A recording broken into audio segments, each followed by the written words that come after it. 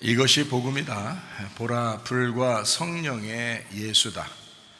마태복음 3장 11절 12절 말씀입니다. 나는 너희로 회개하게 하기 위하여 물로 침례를 베풀거니와 내 뒤에 오시는 이는 나보다 능력이 많으시니 나는 그의 신을 들기도 감당하지 못하겠노라. 그는 성령과 불로 너희에게 침례를 베푸실 것이요 손에 키를 들고 자기의 타작마당을 정하사 알곡은 모아 곳간에 들이고 쭉정이는 꺼지지 않는 불에 태우시리라. 아멘. 복음을 설명하겠습니다. 이사야 53장 5절 말씀. 주님이 찔리신 것은 우리 허물 때문이요 주님이 상하신 것은 우리 죄악 때문이라. 주님이 징계를 받음으로 우리가 평화를 누리게 되었고 주님이 채찍에 맞음으로 우리가 나음을 얻게 되었습니다. 고린도서 6장 2절 말씀. 보라 지금이라. 은혜 받는 것도 구원 받는 것도 지금입니다. 예수님은 성령으로 잉태하였습니다. 어린 양 예수님이, 유월절 어린 양 예수님이 우리에게 구원하러 오셨는데 침례 받으실 때 우리의 모든 죄가 그에게 넘어가고 광야에서 세 가지 시험을 이기시고 3년 반 동안 아버지를 충실히 하시다가 십자가 못 박혀 돌아가시면서 우리의 죽음까지도 다 끝내셨습니다. 다 이루었다라는 말이죠. 예수님은 우리에게 구원자가 되시고 회복자가 되시고 치료자가 되십니다. 성령으로 우리와 영원히 함께 하시겠다고 임마누엘이라는 이름도 가지셨습니다. 사도행전 4장 12절에 다른 이름으로서는 우리에게 구원받을 만한 이름을 우리에게 주신 적이 없다 이렇게 말씀합니다. 갈라디아서 2장 20절 말씀. 내 믿음 말고 예수의 믿음으로 너희가 살아가야 된다. 변함없이 믿음을 가져야 된다. 베드로전서 1장 9절 말씀. 믿음의 결론이 뭐냐? 영혼의 구원입니다. 누가복음 12장 20절 말씀. 어리석은 사람은 영혼의 구원에 대해서 잘 생각하지 않는다라는 말이고요. 베드로전서 2장 25절 말씀. 영혼의 목자와 감독자이신 예수님에게 우리가 돌아왔다라고 했습니다. 베드로전서 4장 10절 말씀. 선한 청지같이 우리가 서로 봉사해야 된다라고 했는데 내 거 없다라는 말이고요. 잠언 3장 7절 말씀. 스스로 지혜롭게 여기지 말지어다 여호와를 경외하며 악을 떠나라라고 했습니다. 고린도전서 10장 12절 말씀. 한 걸음이라도 전진하는 양이 되어야 된다. 그래서 양이라는 단어가 앞으로 한 걸음 가는, 앞으로 전진해 나가는, 한 걸음 한 걸음 앞으로 가는 것을 양이라 이렇게 합니다. 베드로전서 1장 17절 말씀이요 나그네로 있을 때를 두려움으로 지내라 했습니다. 베드로전서 4장 7절 말씀. 만물의 마지막이 다 됐으니까 정신 차려라 라고 있고요. 베드로전서 5장 8절 말씀에 너희 대적 마귀가 우는 사자같이 삼킬 자를 찾는다 라고 했습니다. 야고보서 4장 7절 말씀. 마귀를 대적해야 된다 그러면 너희를 피하게 될 것이다 라고 했습니다. 누가복음 21장 34절부터 36절까지 말씀 보니까 방탕하고 술 취하고 생활의 염려로 그날이 덫과 같이 임한다. 모든 사람들에게 임하는데 항상 깨어있어 기도해야 된다라고 말씀했습니다. 성경은 머리, 목, 몸, 다리로 이루어졌습니다. 하나님의 비밀인 그리스도를 믿고 구원받은 우리가 침례나 세례를 통해서 그리스도의 비밀인 교회로 들어옵니다. 이 교회가 튼튼해지려면 두 다리로 움직여야 되는데 전도와 제자 훈련, 말씀과 기도, 또 예배와 선교, 그리고 율법과 복음이라고 하는 이 두 개의 다리로 튼튼하게 말씀을 유지함으로써 교회가 튼튼해집니다. 요한복음 1장 1절 말씀이요 말씀의 나라가 하나님의 나라다라고 되어 있습니다. 그러니까 하나님이 말씀이니까 하나님의 나라는 말씀의 나라죠. 창세기 2장 5절 말씀. 하나님이 우리를 농사짓게 하려고, 예배하게 하려고 우리를 창조하시려고 했다. 창세기 2장 7절에 사람을 만들고 그 후에 생기를 불어넣었어요. 예배 때문입니다. 창세기 2장 8절 말씀에 에덴 동산을 두셔서 그곳에서 예배하도록, 농사하도록 했습니다. 마태복음 13장 19절부터 23절까지 말씀 보니까 거기서 농사를 어떻게 해야 되느냐. 길가밭이 있고 돌짝밭이 있고 가시밭이 있다. 이것을 잘 농사해서 좋은 밭 만들어 씨를 심어야 된다. 그러면은 100배, 60배, 30배의 결실을 맺게 되어 있다라는 것이 성경의 핵심 농사입니다. 요한복음 4장 23절 24절 말씀. 영과 진리로 예배하는 자를 하나님이 찾으신다. 하나님은 영이시기 때문에 영과 진리로 예배하는 자를 찾으신다라고 되어 있습니다. 디모데전서 4장 5절 말씀. 말씀과 기도로 너희가 거룩해져야 된다라고 했습니다. 말씀을 듣는 것이 우선이요 말씀 들으면 믿음이 생겨요. 믿음이 생기면 구원받아요. 구원받으면 예배로 우리가 참석하게 되고 예배를 드리게 되죠. 예배 드리면 하나님 말씀을 알게 되고 하나님을 알게 되고 나를 발견하게 됩니다. 그러면 이제 서로 사랑하게 되어 있습니다. 요한복음 16장 9절 말씀. 죄라고 하는 것은 뭐냐? 예수님을 안 믿는 게 죄다. 다른 것보다 예수님 안 믿는 게 그게 죄다. 그러니까 예수님 믿어야 됩니다. 요한복음 17장 3절 말씀이요 하나님과 그 아들 예수 그리스도를 아는 것. 이것이 믿는 거죠. 아는 것. 어떻게 아는 것이냐? 구약 성경엔 야다, 그리고 신약 성경엔 게노스코. 이게 몸과 마음으로 동침해서 아는 것을 의미합니다. 그렇게 알게 되면 그러면 너 영생하게 된다라고 성경은 말씀합니다. 요한복음 8장 32절 말씀, 진리를 알지니 진리가 너희를 자유롭게 하리라 라고 되어 있습니다. 우리가 억압되어 있었죠. 율법에 억압되어 있고 육체에 억압되어 있고 죄에 억압되어 있던 우리들이 진리를 알게 되면 자유하게 된다, 이런 의미입니다. 그런 말씀이죠.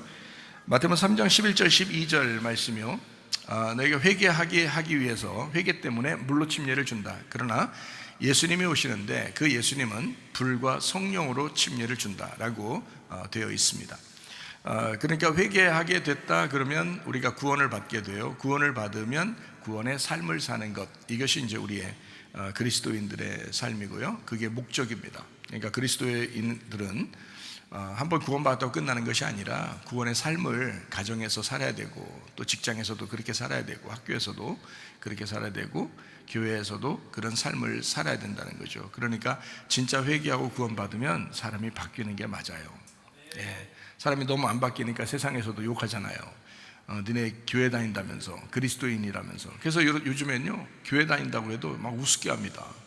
원래는 옛날에는 교회 다니면요 우습게 안 알았어요. 우리 어릴 때만 해도 교회 다닌다 그러면 사람들이 좀 이렇게 구별했습니다. 구분하고 구별하고 교회 다녀? 이렇게 하면서 좀 이렇게 조심스럽게 대하고 그랬거든요.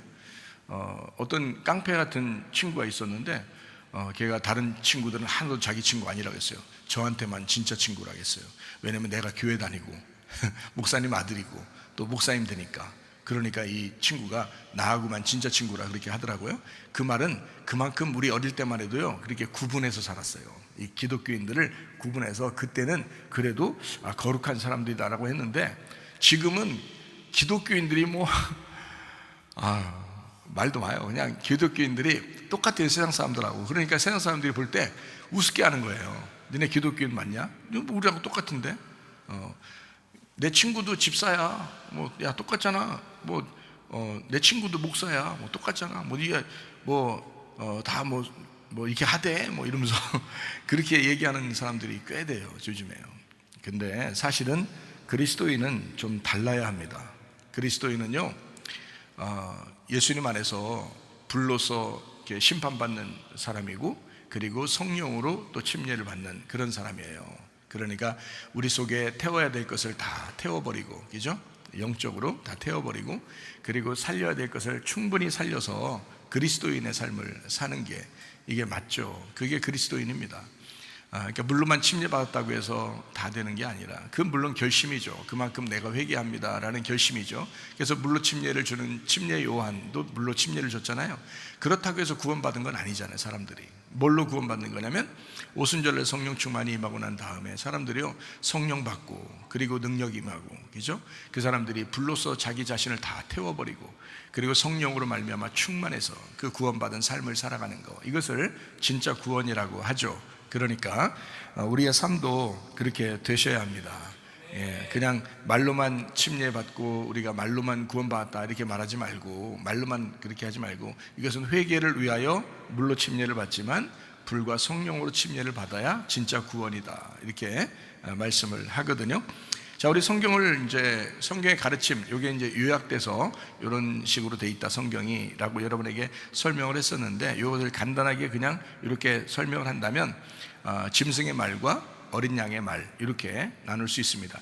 음녀가 되는 것과 신부가 되는 것, 이렇게 나눌 수가 있어요. 그래서 말에 대한 이야기고 영에 대한 이야기인데, 성경책은 이 세상 돌아가는 얘기를 하는 게 아닙니다. 사실은요, 영적인 말에 대한 걸 설명하려고 성경을 쓴 거예요.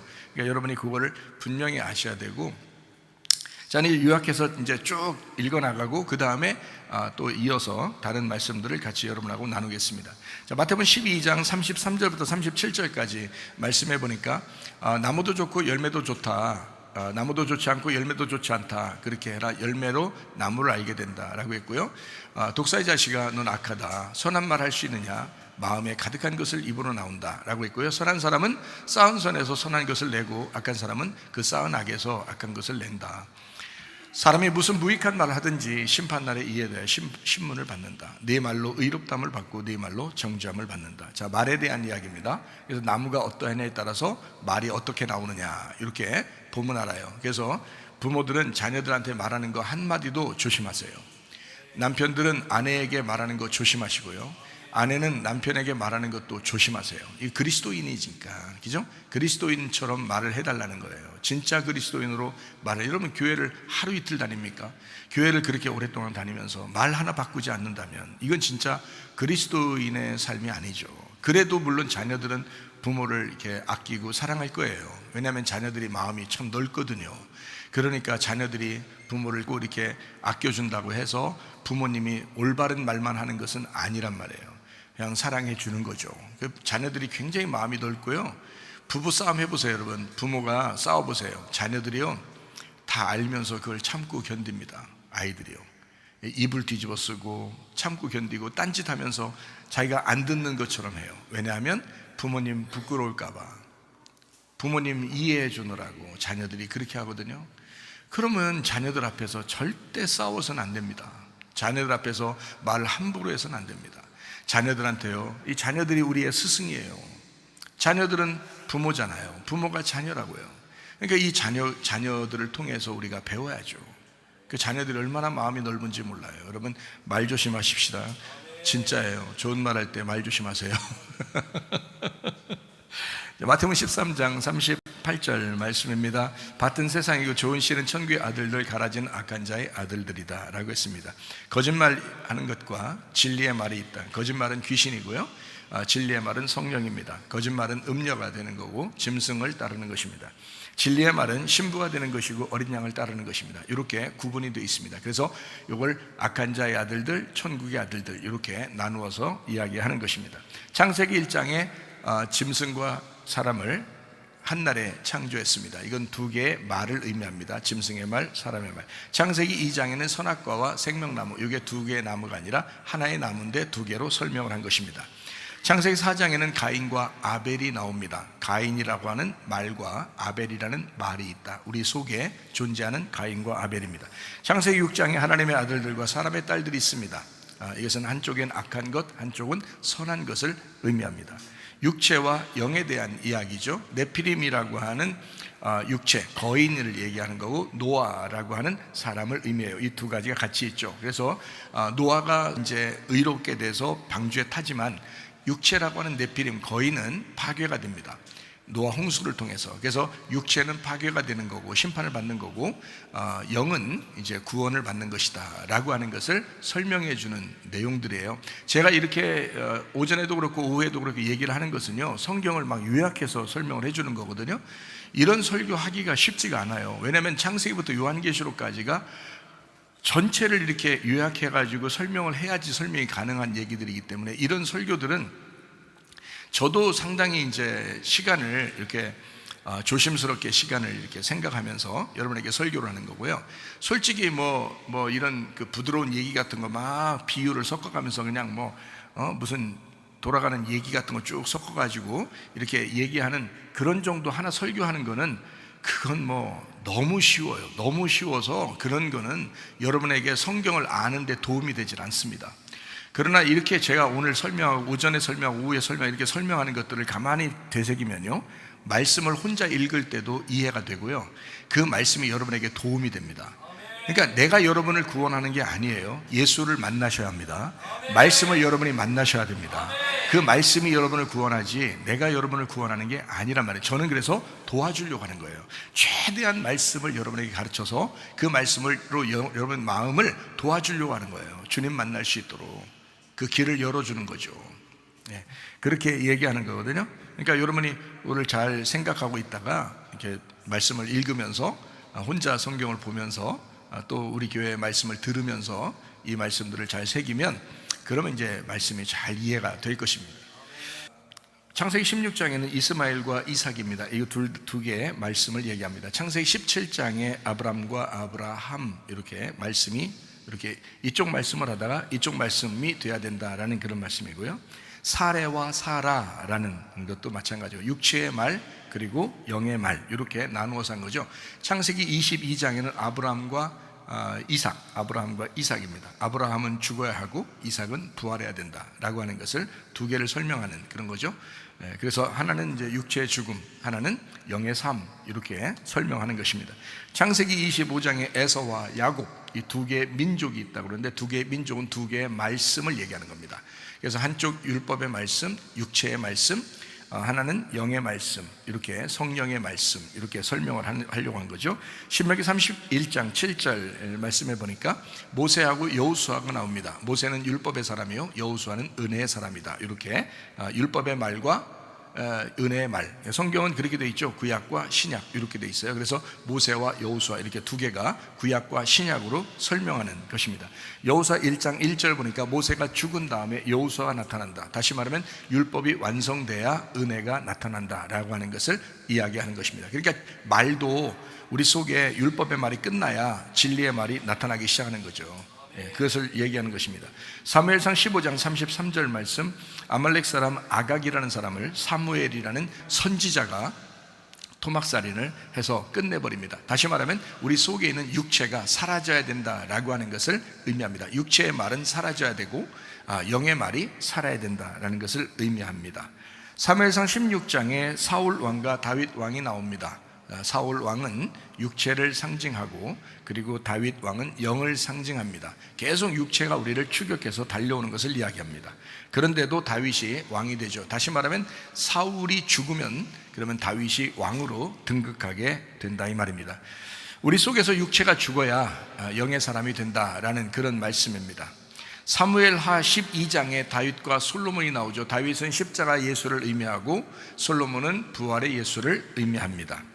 요한복음 1장 17절 말씀, 율법과 은혜, 율법은 모세, 예수님은 은혜, 이렇게 나와 있죠. 말씀입니다. 두 개의 말씀을 설명해요. 하나는 구약을, 하나는 신약을 의미한다라는 말이죠.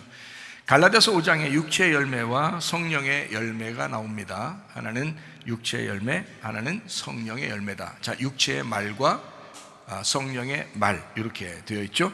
요한계시록 17장하고 요한계시록 19장의 말씀은 음녀와 신부에 대한 이야기입니다. 음녀는 뭐 하는 자냐? 거짓말하는 자이다. 거짓말을 따라가는 자이다. 자, 신부는 뭐냐? 진리의 말을 하는 자이다. 진리를 따라가는 자이다. 이렇게 구분이 되어 있는 것입니다. 그래서 신부를 새 예루살렘이라고 그러는데요, 요한계시록에 보면요. 그래서 신부를 새 예루살렘이라고 그러는데 진리의 말씀이 된 자라고 나와 있습니다. 말씀이 된 자, 요한계시록 19장에 나와 있는 말씀입니다.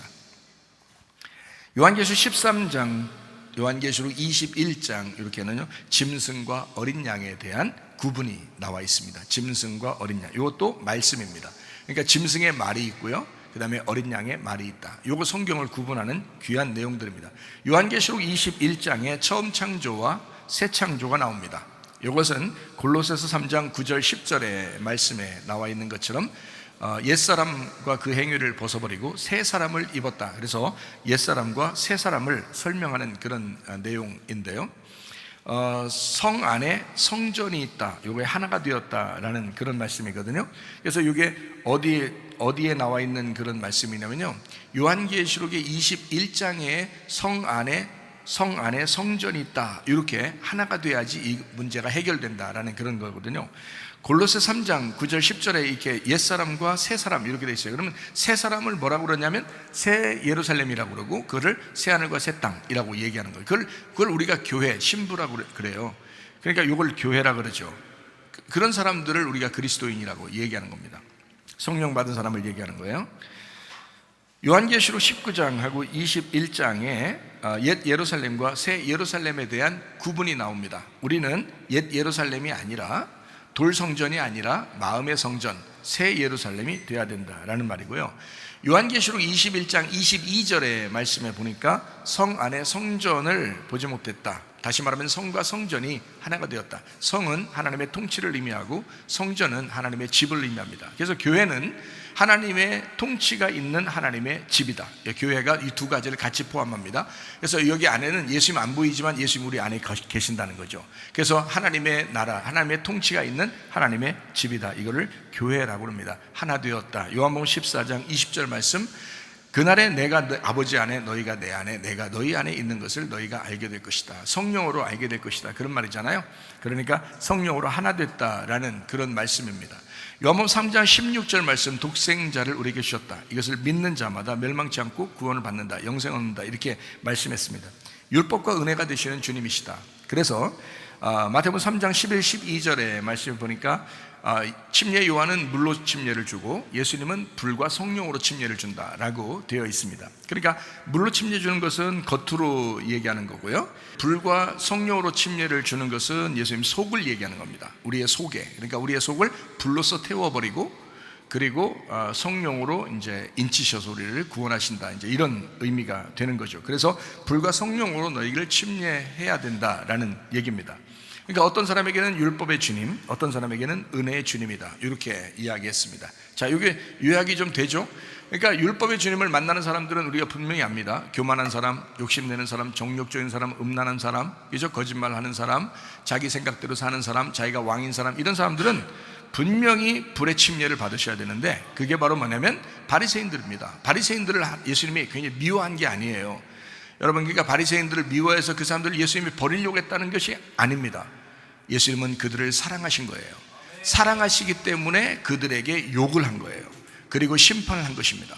불의 심판이죠. 그러니까 어떤 사람에게는 불의 심판으로 다가온다는 거예요. 그러니까 여러분이 만약에 납작 엎드려서 겸손해지고 주님을 이제 주인으로 받아들이고 주님을 왕으로 받아들이면, 그럼 어떻게 해요? 나는 연약합니다, 나는 부족합니다, 나는 겸손합니다, 나는 아무것도 아닙니다, 이렇게 되면 어떻게 돼요? 38년 된 병자같이 돼요. 소경 같은 사람이 돼요. 나그네가 돼요. 고아와 같이 돼요. 가부와 같이 돼요. 소경이 돼요. 이렇게 어리숙한 가늠한 여자처럼 자기가 정말 어디 도망갈 데도 없는 그런 사람이 돼요. 그러면 예수님은 어떻게 해요? 은혜만 주셔요. 사마리아 여자한테도 뭐라 욕하려고 하는 거 아닙니다. 그 사람은 어떻게든지 구원하려고 예수님이 찾아오셨잖아요. 자기가 생수의 물을 주겠다 하면서 찾아오신 분입니다. 그렇게 은혜를 받는 사람이 있다고요. 교회를 똑같이 나왔는데 어떤 사람은 불로서 심판받는 사람이 있고, 똑같은 말씀 가지고 어떤 사람은 은혜를 받는, 성령으로 은혜 받는 사람이 있다는 거죠. 그러니까 예수님은 한 분이신데 독생자예요. 하나 만들려고 태워버릴 것을 태워버리고, 그리고 창고에 모아 드릴 것을 모아 드리는데, 여러분 마음 속에 있는 것을, 다시 말하면 가라지가 많으면 그 가라지를 태워버리려고 할 것이고, 여러분 속에 알곡이 많으면 거기에 은혜를 베풀려고 할 것이란 말이죠. 그러니까 그런 독생자라는 거예요. 그래서 하나 되게 만드는 분이다, 하나를 알게 하는 분이다. 이 주님은 우리 속에서 하나를 만들려고 하시는 분이에요. 그러니까 우리가 교회가 하나 되어야 되는 건 당연한 거고, 가정이 하나 되는 것은 당연한 것입니다. 여러분, 우리의 마음 안에서도 분리가 되거나 이렇게 근심이 되거나 염려되지 말고, 이것도 마음도 하나가 되셔야죠. 그래야 평화가 일어나고, 그래야 천국이라고 하는 거예요. 가정의 천국, 마음의 천국, 교회의 천국이 이루어지시기를 바랍니다. 창세기 4장 11절 말씀이요, 땅으로부터 저주를 받으리라 라고 되어 있습니다.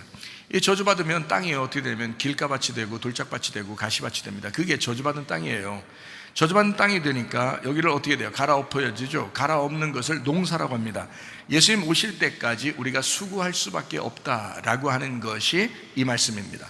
그래서 선악과 먹고 난 다음에 쫓겨나면 사람들이요 농사 짓게 되고, 그 농사를 짓게 되면 땅이 저주를 받아요. 그러면 땅이 길가밭, 돌짝밭, 가시밭이 돼요. 그래서 우리 앞에 펼쳐져 있는 거죠. 그럼 우리가 그것을 갈아엎으면서 주님을 만나려고 가야 되는 거죠. 이렇게 되는 겁니다. 수고하고 율법으로 살게 만드는 거, 예수님 오실 때까지 수고하게 만들어. 그래서 수고를 많이 하는 사람들을 예수님이 오면 이제 어떻게 해요? 야, 너희들 수고 많이 했지? 일로 와. 그러면서 구원하는 거예요. 수고하고 무거운 짐진 자들아 다 내게로 와, 내가 너를 쉬게 할게 하는 것이죠. 그러니까 수고도 안 하고 가만히 있는 사람들 어떻게 해요? 그러면 너 좀 수고 좀 하고 와 그러죠. 너 좀 수고 좀 하고 와 그러죠. 수고하고 있는 사람들을, 그러니까 수고하고 있는 사람들이 성경에 누구예요?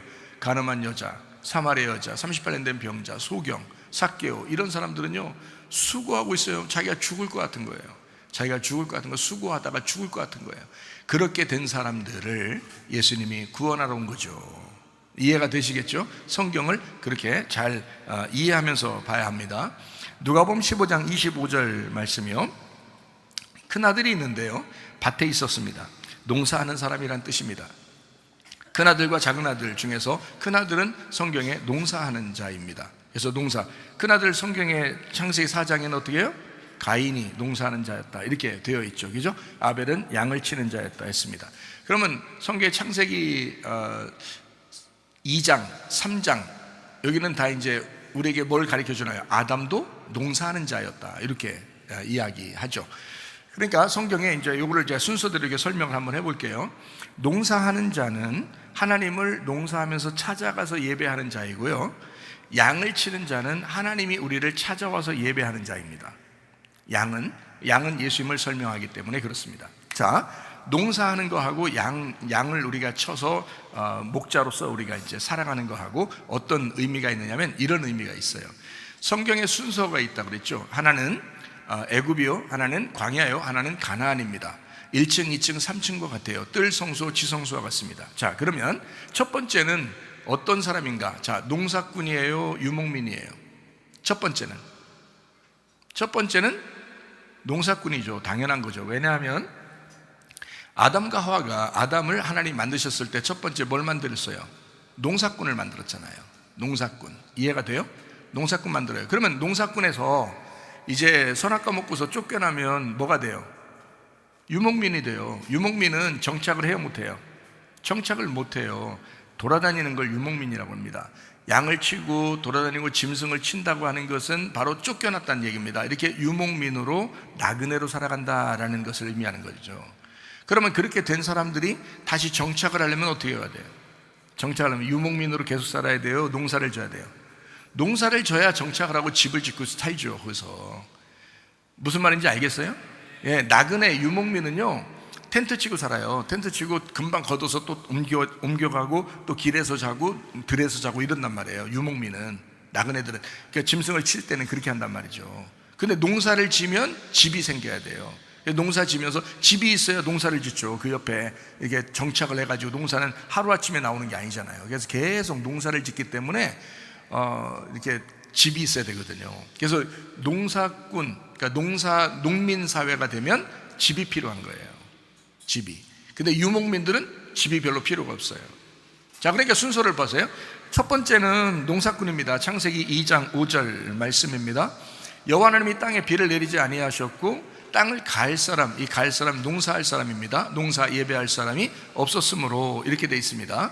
그래서 농사꾼이에요. 아담입니다. 농사, 에덴 정착하는 거죠. 이렇게 해서 하나님이 아담을 불러가지고 농사 짓게 하면서 어떻게 해요? 농사꾼이니까 돌아다니게 해요? 에덴 동산에 정착하게 해요? 에덴 동산에 정착하게 하잖아요.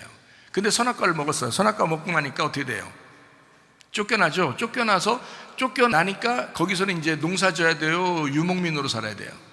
쫓겨났으니까 나그네 유목민으로 살아야죠. 그래서 창세기 4장에 아벨이라는 유목민이 나오는 거예요. 아벨이라는 유목민. 그러니까 농사꾼은 가인이고요. 자기가 거기서 그냥 아예 밖에서 정착하고 살려고 했단 말이에요. 농사 지면서. 근데 아벨은 어떻게 해요? 정착하지 않고 나그네로 살고 있다는 거죠. 왜? 자기 집이 아니라는 거예요. 그죠? 자, 이 말씀 이해가 돼요, 여러분? 아벨은 지금 자기 집이 없는 거야. 나그네로 살고 있는 거예요. 유목민이고 짐승을 치는 거예요. 동물을 치는 거예요. 그건 나그네를 얘기하는 거야. 지금 유목민을 얘기하는 거야. 그래서 아벨이라고 하는 사람은 나그네로서 살아야 돼.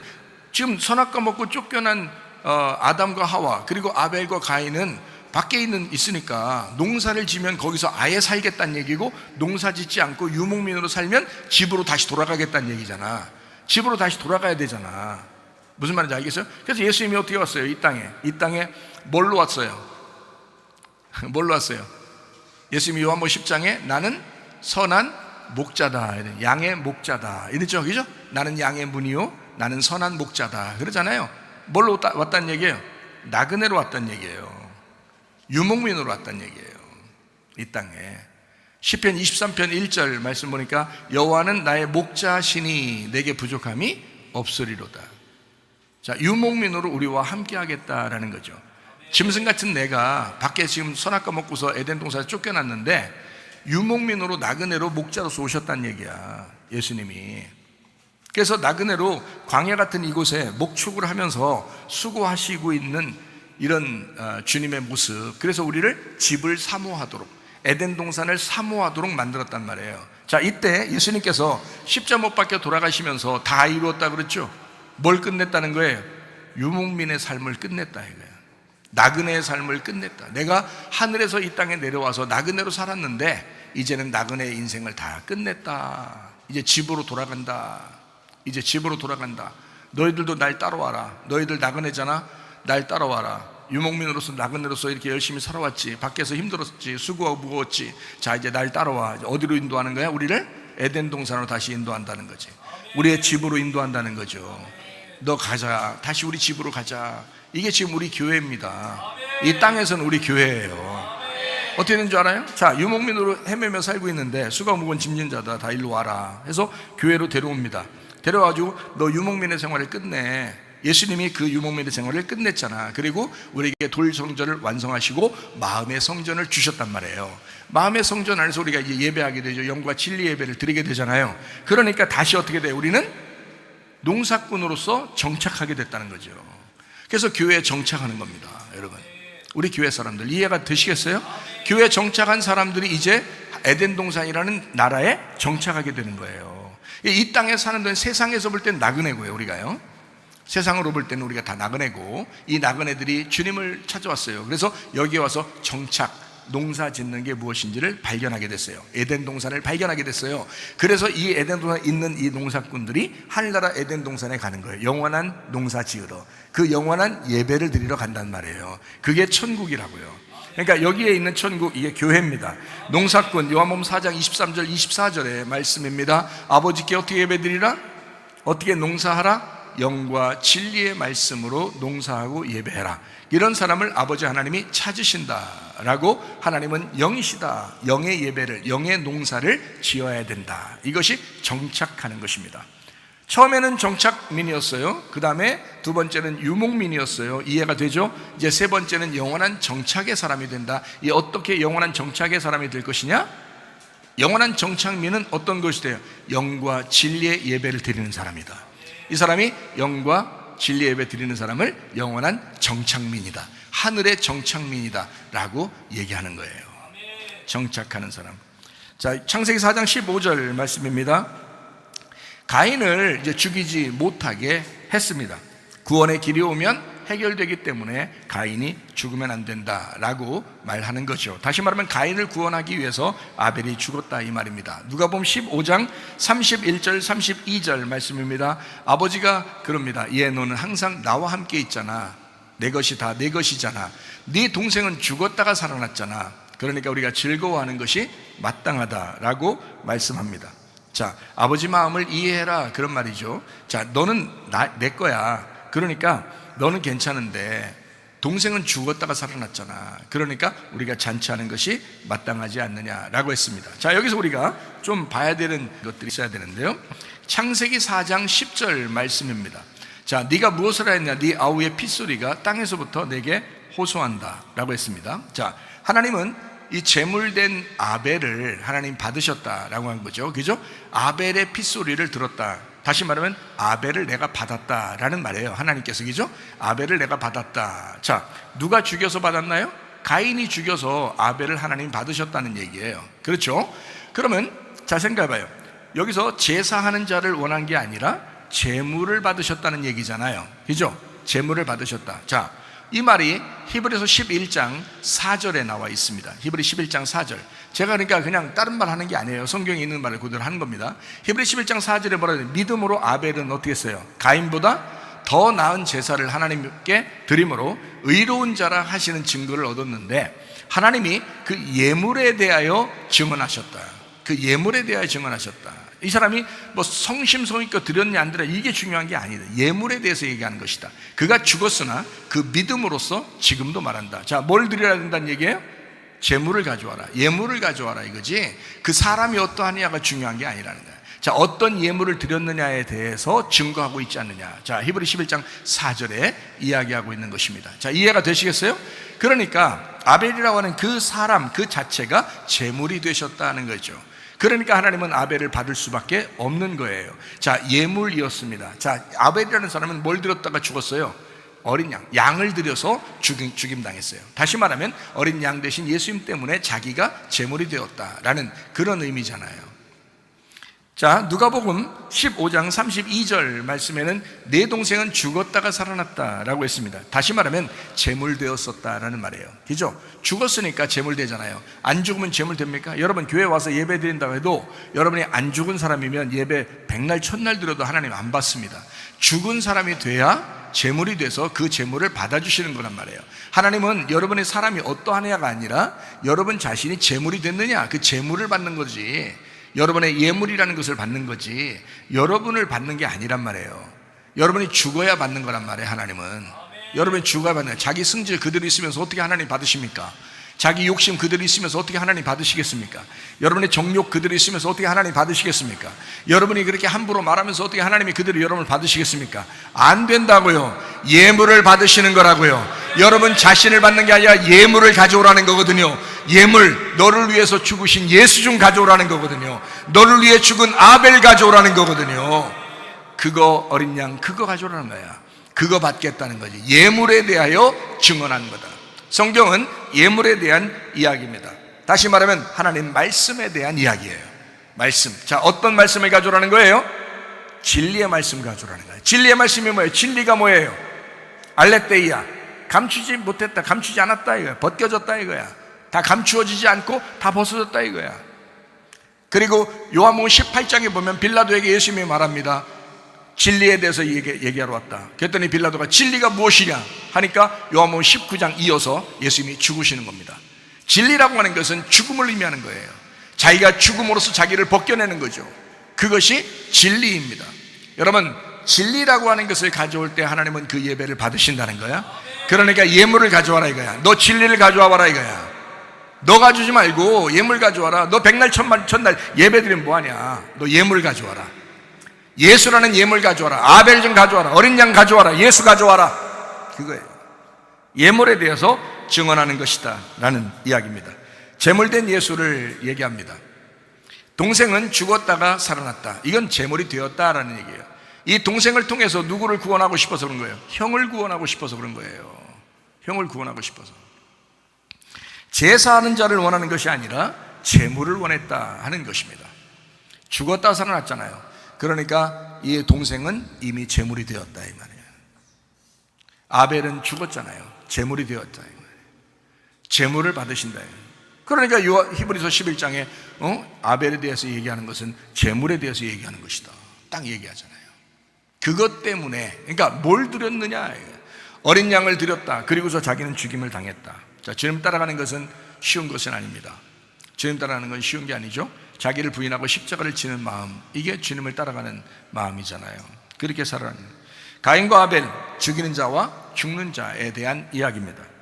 가인은 아벨을 제사 드리고 그리고 셋으로 거듭나야 했습니다. 다시 말하면 가인이라는 사람이, 나라는 가인이 아벨을 제물로 드리고 그리고 셋으로 다시 거듭나야 된다. 이게 성경입니다. 형과 동생에 대한 이야기죠. 죽어본 적이 없는 자와 죽었다가 부활한 자에 대한 이야기. 그러니까 가인인 내가요, 아벨을 죽이면서 다시 셋으로 태어나려면, 자, 형인 내가 동생의 죽었다가 부활한 것을 받아들이고 그리고 다시 그 거듭남으로 살아가려면 마태복음 11장 12절 말씀이요, 천국은 침노를 당한다 이렇게 하는 것입니다. 천국은 침노를 당한다. 이게 침노당한다는 것이요, 강탈한다는 말이고요, 이게요 폭력을 행사한다는 뜻입니다. 다시 말하면 예수를 죽이고 천국에 들어간다는 뜻입니다. 그러니 여러분 보세요. 예수가 누구 때문에 죽었어요? 여러분과 나 때문에 죽었어요. 그러니까 예수를 죽였어, 내가 죽였다고 하는 것을 확실하게 깨닫고 회개한 사람이 천국을 들어간다 이 말이에요.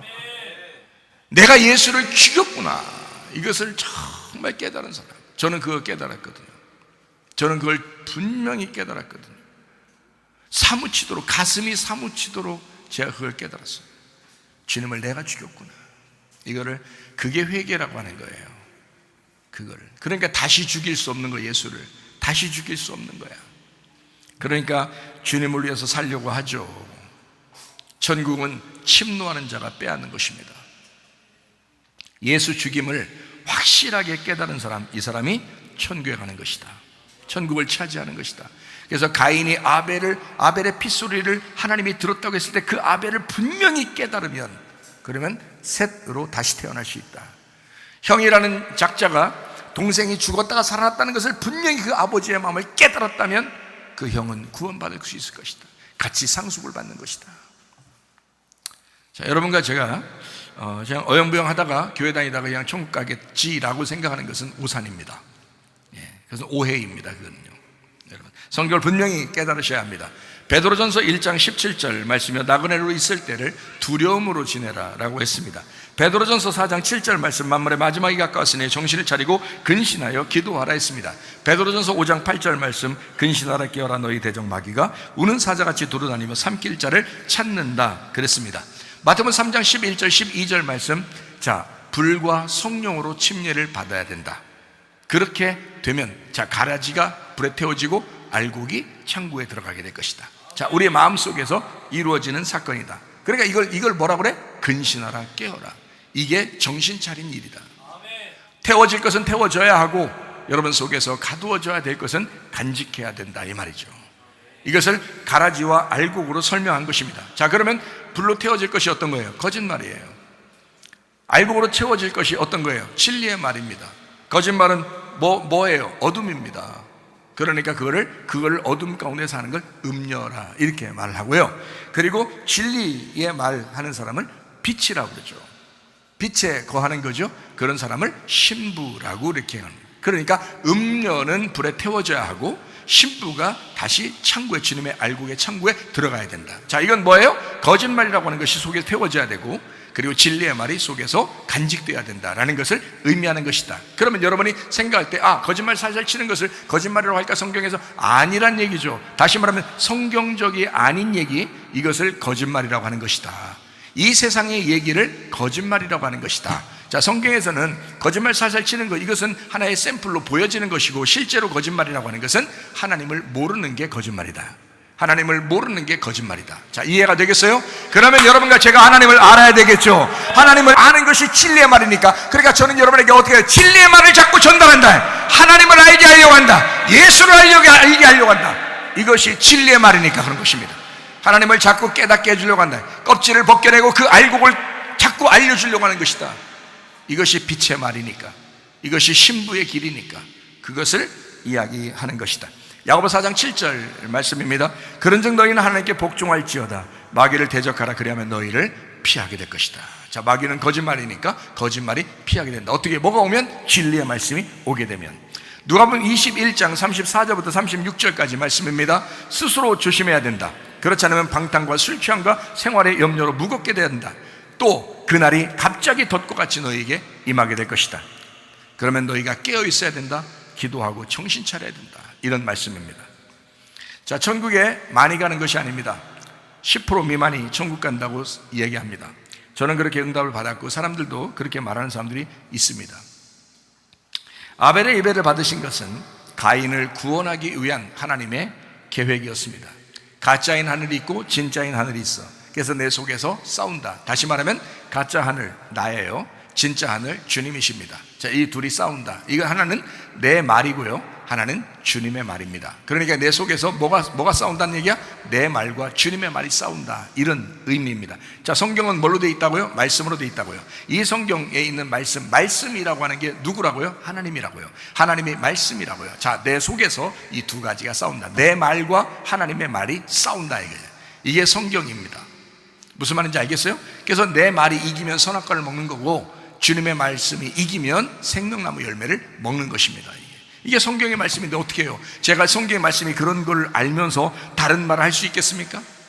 그렇게 못하죠. 성경에 있는 말을 아주 힘들더라도, 이게 설교하는 게 힘들다는 뜻이 아니라, 이것이 정말 사람들이 듣기 좋든 안 좋든 간에 말씀을 자꾸 설명해 줘야 여러분이 말씀을 이해하죠. 그래야 성경을 읽을 때도 들을 때도 이해가 되죠. 그래야 이게 벗겨지고 진리를 깨닫게 되고, 그래 알곡 신자가 되죠. 내 안에 가짜와 진짜가 있습니다. 요한복음 8장에 나와 있는 가짜 하나님을 섬기는 사람, 진짜 하나님을 섬기는 사람이 내 안에서 싸운다. 가늠한 여자 하나를 놓고요, 율법의 사람이 있었습니다. 그리고 예수님이 있었습니다. 근데 율법의 사람들은 가늠한 여자를 때려 죽이자는 거예요. 근데 예수님 뭐라고 해요? 야, 죄 없는 놈이 한번 쳐봐라. 그리고 가늠한 여자를 용서합니다. 이게 주님이셔요. 자, 이것이 어디에 있는 거예요? 예수님의 가운데 그 마음 안에 있는 우리들이라고요. 하나는 율법의 사람, 하나는 가늠한 여자라고요. 자, 누가 구원받겠어요? 예, 가늠한 여자가 구원받는 거예요. 다시 말하면 여러분 속에 어떤 말이 있느냐? 부자의 말이 있느냐?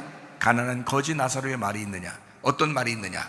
자, 거지 나사로의 말이 여러분 속에 있으면 마음 심령이 비어질 것이고 하나님이 채워질 겁니다. 그러면 구원받아요. 근데 여러분 속에 자기라고 하는 것이 꽉 차가지고 그렇게 살아가는 부자가 있다면 그러면 여러분은 멸망당할 것입니다. 어느 말이 여러분 속에 있느냐에 따라서 여러분 지옥에 갈 수도 있고 천국에 갈 수도 있다는 얘기예요. 여러분 천국 신자 되시기를 바랍니다. 가짜 하나님 섬기지 말고 진짜 하나님을 섬기는 사람 되길 바랍니다. 빛으로 승리하시는 사람들이 되셔야 합니다. 가짜 믿음, 진짜 믿음이 내 안에 존재합니다. 이게 말씀이죠. 가짜 말씀, 진짜 말씀. 그래서 어둠과 빛이 서로 밀어내면서 싸우게 됩니다. 결국에는 빛이 이기게 되어 있습니다. 왜냐하면 어둠은 불로서 다 심판하게 되어 있고 진리의 빛은 성령으로서 이렇게 드러나게 되어 있으니까. 그래서 마태복음 3장 11, 12절의 말씀이죠. 불과 성령으로 침례 주시는 이가 있다. 그가 바로 예수님입니다. 예수님 자신이. 그래서 여러분과 저는 예수님이 필요합니다. 거짓말이라고 하는 어둠 음녀 태워버려야 되죠. 우리 속에서 진리의 말이라고 하는 빛, 그 신부가 살아나야 됩니다. 그러기 위해서는 불과 성령의 침례가 필요합니다. 창세기 2장 5절 말씀, 여호와 하나님이 땅에 비를 안 내려서 땅을 갈 한 사람이 그 아담이 없었다라고 되어 있습니다. 이 땅, 에레츠, 땅이라고 되어 있어요. 창세기 1장 1절 2절 한번 볼까요? 태초에 하나님이 천지를 창조하시니라. 땅이 혼돈하고 공허하며 흑암이 깊음 위에 있고 하나님의 영은 수면 위에 운행하시니라. 자, 창세기 처음 1장 1절 2절에 뭐라 하냐면 하늘과 땅이 있다는 거예요. 하늘과 땅이 있었다. 그리고 1장 2절에 땅이 혼돈해졌다. 땅이 어두워졌다라는 얘기거든요. 그 땅에서 농사할 자가 필요해요. 그 농사할 자가 필요하다. 이 땅을 회복시키기 위해서 빛이 오는 거거든요. 그래서 첫 번째 창조가 빛이에요. 원래 하늘과 땅이 있고요. 그 다음에 거기서 창조가 다시 일어나는 겁니다. 이걸 땅을 회복시키기 위해서 첫째 날, 둘째 날, 셋째 날, 넷째 날, 다섯째 날, 여섯째 날에 창조하는 거예요. 이거를 다시 만들어내는 것입니다. 이게 성경이에요. 그러니까 하늘과 땅이 이미 창조되었어요. 땅에서부터 시작된 그 땅에다가 비를 내려서 농사를 짓게 해야 되는데 농사할 사람이 없는 거예요. 그게 창세기 2장 5절에 나와 있는 말씀입니다. 그 땅을 갈 아바드, 농사하고 봉사하고 섬기고 예배하는 그 한 사람 아담이 없었다. 그 한 사람이 없었다. 창세기 2장 7절 말씀입니다. 여호와 하나님이 땅의 흙에서라는 단어가요, 아파르 민 아다마라는 단어입니다. 이 아파르라고 하는 것은 가루가 된 반죽, 티끌, 재, 회색 먼지라는 단어고요. 아다마라는 것은 토지, 붉은 땅 아담을 얘기합니다. 자, 아담에게서 가루를 만들어 한 사람 아담을 만드시고 라는 단어입니다. 이 말이에요. 자, 그 아담을 만드시고 라고 하는 이 단어, 지으시고 만드시고 라고 하는 이 단어가요, 야짜르입니다. 누르고 괴롭혀서 주조해가지고 토기장이와 같이 만들어냈다라는 단어입니다.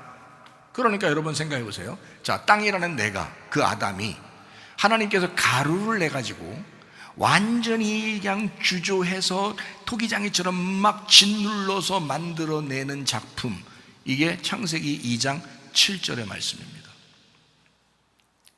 이해가 되세요? 속사람, 율법으로 얻어맞지 않고 스스로 의인이라고 하던 바리새인들에게는 율법으로 대하신 주님, 속사람 율법으로 얻어맞고 죄인된 죄인들에게는 은혜로 대하신 주님이시다. 그러니까 예수님은 어떤 사람에게는 불로서 심판하고 어떤 사람에게는 성령으로 충만하게 하신다. 무슨 말을 하죠? 침례를 주는데 어떤 사람에게는 불로 침례, 어떤 사람에게는 성령으로 침례하신다. 창세기 2장 8절 말씀입니다. 여호와 하나님이 동방의 에덴에 동산을 창설하시고 그 지으신 사람을 거기 두셨다. 그 에덴, 아단, 즐겁고 기쁜 장소. 근데 주색에 빠질 수도 있는 장소. 그 동편에 동산을 만들었다. 가난이란 단어인데요, 이게 뜰, 정원을 만들었다, 울타리를 쳤다라는 단어입니다. 그러니까 에덴이라는 땅에 울타리를 쳤다. 그 에덴, 기쁨이라는 단어요. 선악을 먹으면 어둠이 됩니다. 그러니까 에덴 동산에서 그냥 하나님이 기쁨을 주셨는데 거기에서 선악과를 먹게 되면 어둠이 되어버리는 거예요. 그게 인간이란 말이에요. 회개하고 돌아오게 되면 다시 기뻐하는 에덴 동산의 회복을 주신다. 이게 이제 성경이죠. 성막들 앞에 울타리를 치고 그 땅을 시작으로 서쪽으로 완성해서 하나님의 영, 속사람, 예수로 충만하게 다시 예수님으로 돌아올 수 있다는, 나로부터 출발해서 예수에게 돌아갈 수 있는 이게요, 성막의 뜰 성소, 지성소입니다. 자, 동쪽 길에서 출발해서 서쪽 길로 가는 그 진리를 알고 생명을 얻어 살게 하는 것, 이것을 침노해 간다라고 하는 것입니다. 그때 장벽이 있죠. 이 장벽을 예수님이 죽으시면서 휘장을 찢어놨어요. 그러니까 이게 장벽을 뚫고 지나가는 거죠. 그 예수님의 죽음이 나 때문에 있구나, 나를 위해서 죽는 거구나 라고 이것을 깨닫고 이것을 뚫고 지나가는 겁니다. 이게 천국을 침노하는 거예요. 마태복음 11장 12절 말씀입니다. 침례 요한의 때부터 지금까지 천국은 침노를 당하나니 침노하는 자는 빼앗느니라 라고 되어 있습니다. 요한복음 14장 6절 말씀입니다. 예수께서 이르시되 내가 곧 길이요 진리요 생명이니 나로 말미암지 않고는 아버지께로 올 자가 없다, 이렇게 되어 있습니다. 그러나 예수님이 길이 되시고 진리가 되시고 생명이 되셨다. 창세기 2장 9절 말씀입니다. 여호와 하나님이 그 땅에서 보기에 아름답고 먹기에 좋은 나무가 나게 하시니 동산 가운데 생명나무 선악을 알게 하는 나무가 있더라. 동산 중앙에 타베크입니다. 가운데를 2등분하여 절단해서 함께, 거기에 모든 나무, 이 모든 나무는 하나의 나무를 의미합니다. 남성 단수로 썼어요. 그러니까 나무는 하나예요. 선악을 알게 하고 생명을 알게 하는 한 나무가 있게 하셨다라는 그런 말씀입니다. 여기 나무는 뭘 의미하는 거냐면 성전을 의미합니다. 자, 보세요. 자, 요한계시록 창세기하고 연결해서 제가 설명을 한번 해드릴게요.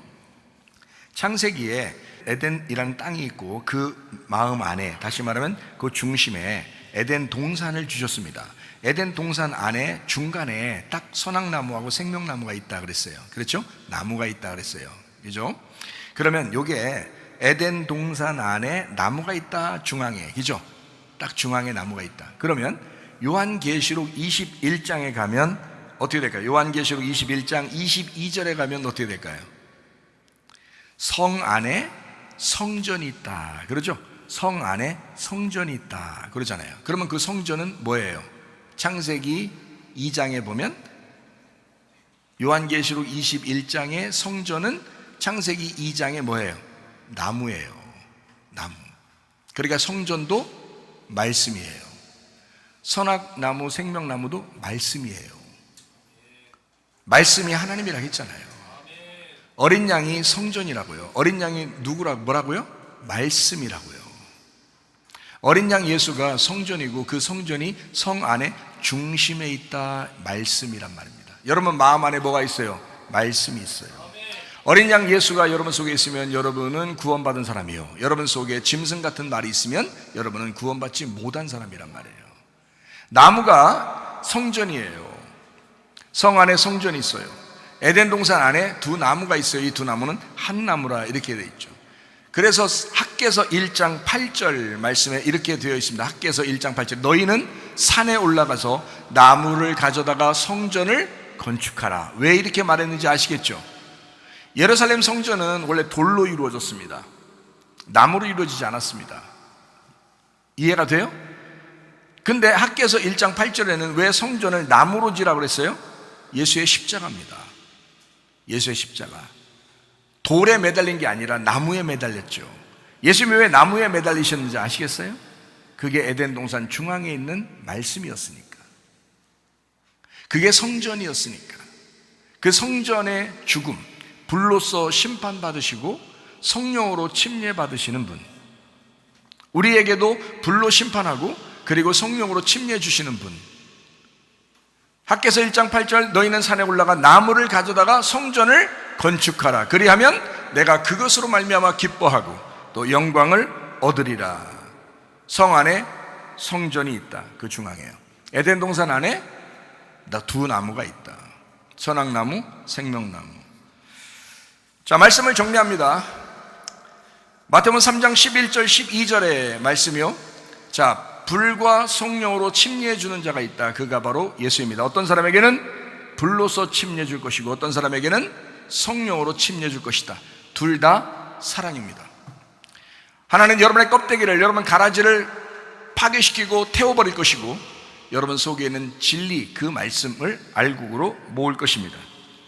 성경은 육에서 우리가 출발해가지고 육신의 삶을 살다가 그리고 영의 삶을 추구해 나가는 그것을 성경이라고 합니다. 성경에 우리가 애굽에서 출발하죠. 그리고 광야에 갑니다. 그리고서 영이라고 하는 그 가나안 땅으로 들어가게 됩니다. 이것이 이제 완성이 되죠. 그래서 육이라고 하는 것은 유월절로 어린 양의 피로 죽임당해야 돼요. 그리고 애굽입니다. 그래서 거기서 출발해요. 출발하면 광야로 들어가죠. 광야로 들어가면 거기가 어디냐면 전역이에요. 전역. 우리로 말하면 전역입니다. 육신으로 살게 되죠. 그래서 육신은 늘 뭐가 필요하냐면 율법이라는 말씀이 필요해요. 그래서 광야로 가면 율법을 주는 것입니다. 광야에서. 그래서 그때 저녁이에요. 사람이 태어나죠. 그러면 저녁을 맞이해요. 그 다음에 아침을 맞이하는 겁니다. 그래서 저녁이 되며 아침이 되면 하나의 날이다. 첫째 날이다. 이렇게 하는 거예요. 창조의 첫째 날. 자, 영이라고 하는 이제 광야를 지나서 가나안 땅으로 들어가요. 그러면 육신을 벗어나서 영으로 가게 됩니다. 그러면 아침이 와요. 은혜가 찾아왔다 이 말이에요. 그러면 하루가 되었다. 영을 따라 살아가는 사람, 여러분과 제가 영으로 살기를 바랍니다. 그래서 우리는 그리스도의 믿음, 내 믿음이 아니라 그리스도의 믿음, 갈라디아서 2장 20절 말씀이요, 내 믿음 말고 그리스도의 믿음으로 살아야 된다. 그래서 성령을 구하는 사람이 된다. 누가복음 11장 13절 말씀이요, 성령을 구해라. 아버지가 좋은 걸 주려고 하지 않느냐? 그럼 우리 하나님 아버지가 우리에게 너희에게 성령을 주려고 하지 않겠느냐? 라는 말씀입니다. 믿음으로 기도하고 믿음으로 견디고 인내해서 영혼의 구원을 받는 여러분 되시기를 바랍니다. 베드로전서 1장 9절의 말씀에 믿음의 결론이 뭐냐? 영혼의 구원받는 것이다. 고린도전서 2장 12절 14절의 말씀입니다. 우리가 세상의 영을 받지 아니했다.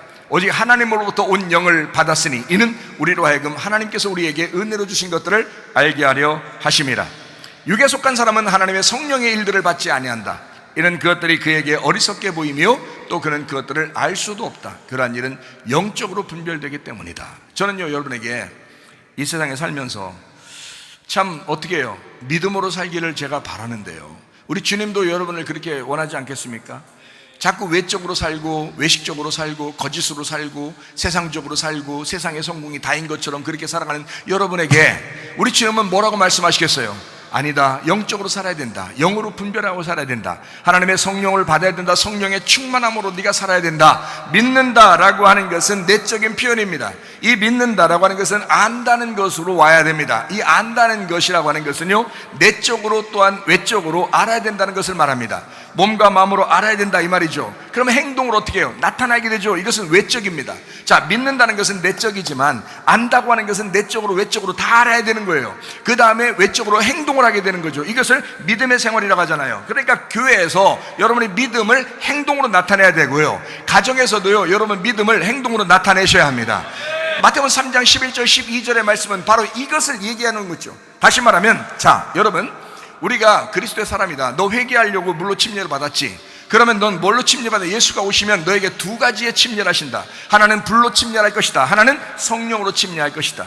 자, 성령을 받게 할 뿐만 아니라 불로서도 심판하고 침례할 것이다. 그러면 네 속에 태워져야 할 것이 태워져야 하고 네 속에 알곡으로 창고에 모아질 것이 모아져야 될 것이다. 자, 여러분, 어떤 말이 여러분 속에 존재하기를 원하십니까? 어떤 말을 여러분 속에 간직하기를 원하십니까? 악하고 더러운 말, 악하고 더러운 거짓된 말이 여러분 속에서 떠나가기를 바랍니다. 진리의 말, 정직한 말, 하나님의 말씀들이 여기 속에 간직되어지길 바랍니다. 그래서 진리의 말로 살다가 주님 만나시길 바랍니다.